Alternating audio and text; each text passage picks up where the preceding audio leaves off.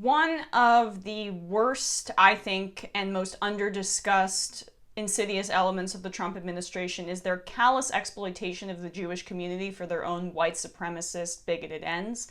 They do it all the time when it comes to discussions of Israel, where the evangelical base basically wants the Jews to return to Israel so that they can all get burned up, and then there's going to, according to their stupid book, going to be some sort of Armageddon, and then all of the real believers will be in the kingdom of heaven. I don't really care or know, but that's anti-Semitic in and of itself, and yet the right constantly accuses the left of being anti-Semitic because we believe in Palestinian human rights.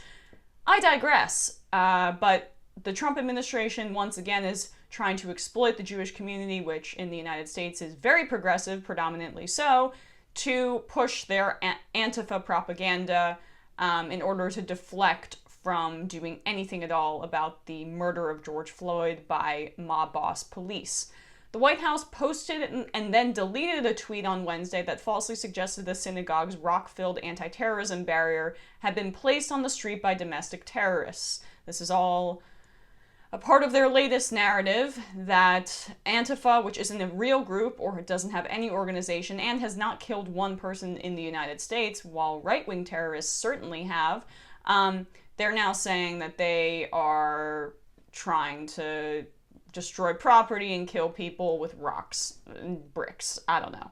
Even though there have been viral videos of cops planting bricks by protests. So the tweet featured a compilation of video clips from around the country in which people express suspicion of the presence of bricks and other objects on their streets. Again, we have seen cops put them in places from individuals filming police officers.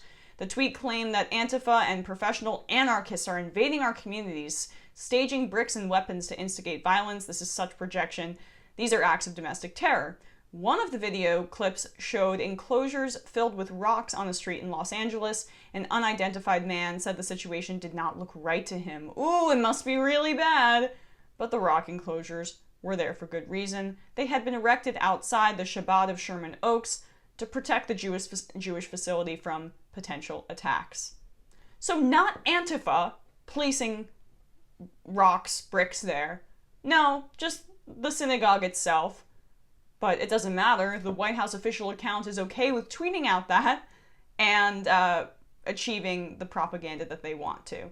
To all our concerned neighbors and friends, there were false pictures and videos going around today claiming some bricks or rocks were placed at our center. Here's the truth. These are security barriers and have been there for almost a year, the synagogue said in a Friday post on Monday. The post went on to say that the rocks had been temporarily removed to alleviate concerns that the enclosures could be vandalized and the rocks used by rioters. The White House deleted the tweet without explanation or apology after journalists, including Tablet Magazine's Yair Rosenberg and CNN's Gabe Ramirez, who lived in the neighborhood, pointed out that it shows a synagogue security barrier.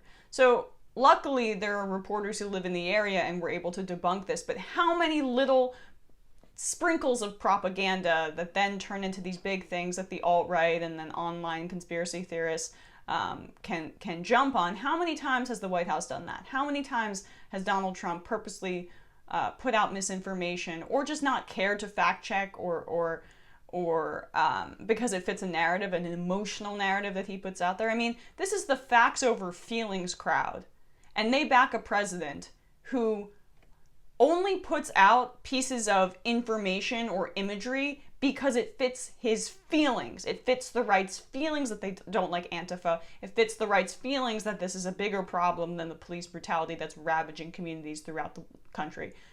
That's how they feel. So let's not pretend these are facts. The right wing puts out how they feel and pretends that it has factual basis when it absolutely does not. And, you know, maybe Ben Shapiro wants to talk about that in his next book, but obviously he won't because that would hurt his feelings.